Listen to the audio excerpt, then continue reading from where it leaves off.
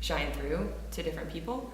And it's challenging at times, because I know when I'm doing it myself and those times when I'm not. And it was difficult to combat that with living with a new community and holding on to those experiences from last year and wanting to, pick them up and implant them again in a new community, in a new house. So I think the greatest challenge this year has been getting a better picture of who I am and wanting to be that wherever I go, and recognizing that that is difficult. It is. I want to love more without hesitation, and within my community especially, it took some time to really let myself do that, and I'm still trying. And I know that's the biggest piece, is just keep trying to be yourself, and that's what I find is the biggest challenge.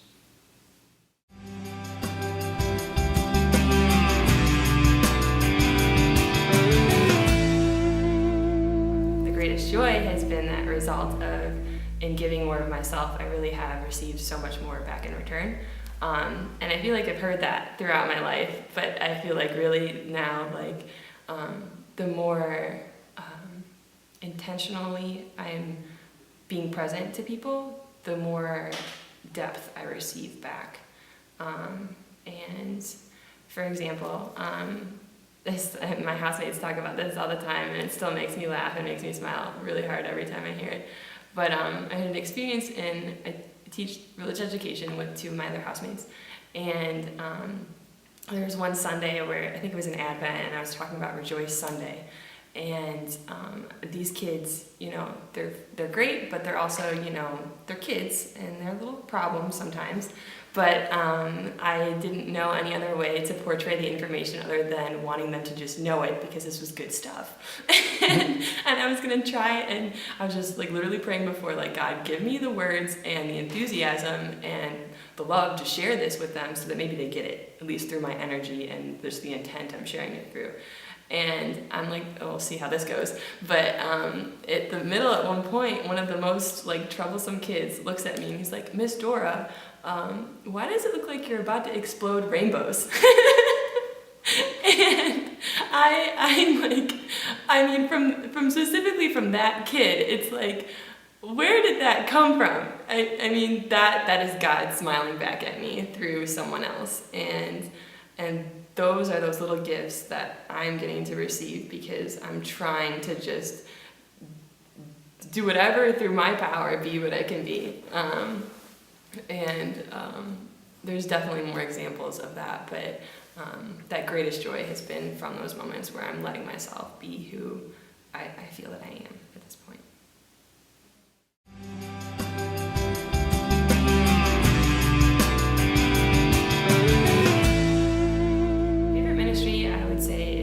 Prison in Delaware, and it's kind of, there are different layers to that. A reason for me wanting to stay a second year with FEM was to really build upon relationships that I've started, and specifically in these different settings be a consistent piece of those relationships.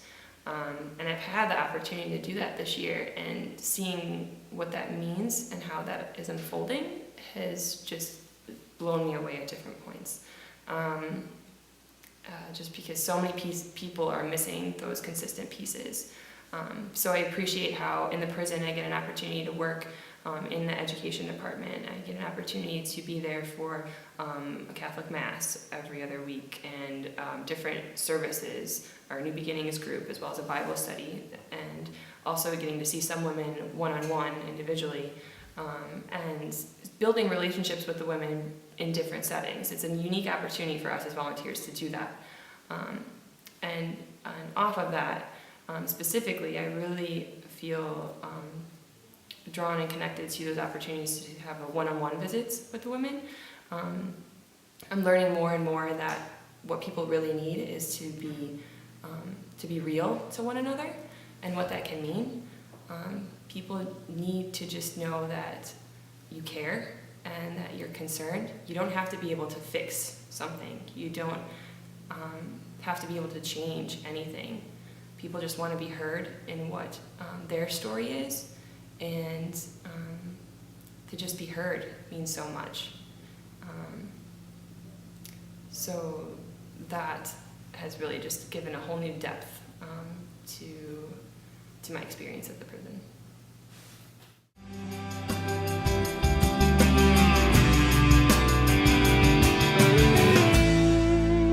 It's a hard question because so many people have inspired me over my time with FEM. But I think I want to take that question in a way that I'm most inspired when I take the time to reflect and see that God is working through people in different situations and in their own life and in their own time, and through people. Just I'm inspired when they express their own truth in that.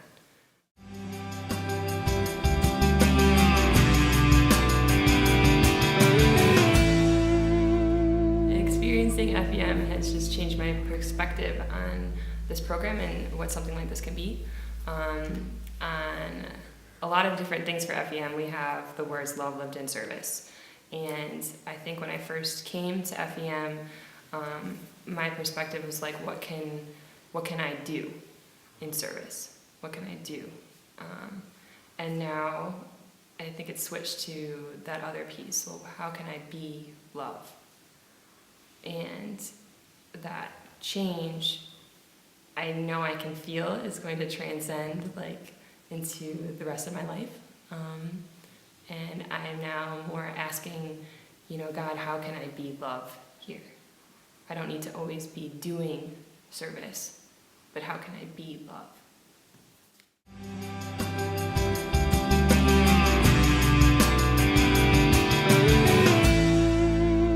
I think again, it's a big change in perspective, and I'm going to share a story that's kind of stuck with me that someone else told me. But there is this woman who is asking God, what do you want me to do? And God looks at this woman and says, can you push this rock? And so this woman starts pushing this rock and pushing this rock, pushing the rock, and keeps pushing the rock, and nothing is happening.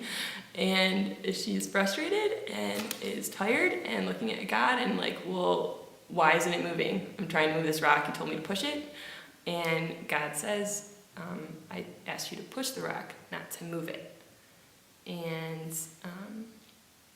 I think that sums up so much of what I've learned about myself. And, God just asking us to make ourselves available to, it's all about our intention and how much we're looking, how much we're seeking. And the most beautiful piece I see is that in that looking and that seeking, I'm not tying that additional piece on with what is my expectation. So I'm trying to just keep looking and seeking without holding on to what will happen.